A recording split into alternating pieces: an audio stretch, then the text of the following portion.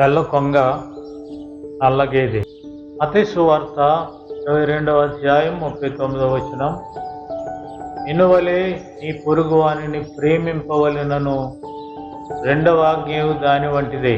లేవికాండము 19వ అధ్యాయం 18వ వచనము నుండి నిన్నువలే నీ పొరుగు వానిని ప్రేమింపవలెను భాగము నుండి యేసయ్య ఈ మాటలు ప్రస్తావించినట్లు మనము చూడగలుగుతాం. మనతో పాటు మన పొరుగు వారిని, మన చుట్టూ ఉన్న పశు పక్షాదులను, ప్రకృతిని ప్రేమించాలి, బ్రతకనివ్వాలి. దీనిని సహజీవనం అంటారు. సహజీవనం అనేది రెండు వేరు జీవులు లేదా వివిధ జాతులకు చెందిన జీవుల మధ్య సన్నిహిత సంబంధాన్ని సూచిస్తుంది.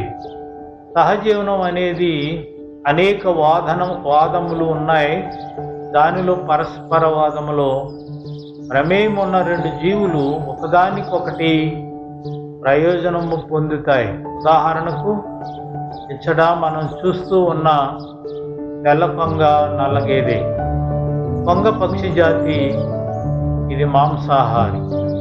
గేదె పశు జాతి, శాకాహారి. గేదె గడ్డి మేయినప్పుడు ఆ గడ్డిలోని మిడతలు, పురుగులు బయటికి వస్తాయి. వీటిని తినడానికి గేదెల వద్దకు కొంగలు వస్తాయి. ఇది కొంగకు లాభం. గేదె శరీరంపై ఉన్న పేలు గోమారులను కొంగ తింటుంది. ఇది గేదెకు లాభం.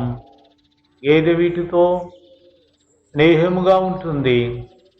స్వార్థము లేని సంబంధం.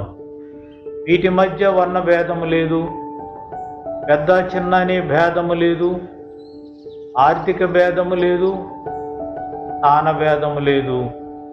దేవుని సృష్టిని మనకు నిర్దేశించిన పరిధిలో ఉపయోగించుకొని జీవనము సాగిస్తూ ఉన్నాయి.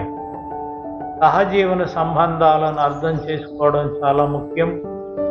ఎందుకంటే వివిధ జీవుల వాటి మనుగడ కోసం ఒకదానిపై ఒకటి ఎలా ఆధారపడి ఉన్నాయో అర్థం చేసుకోవడంలో ఇది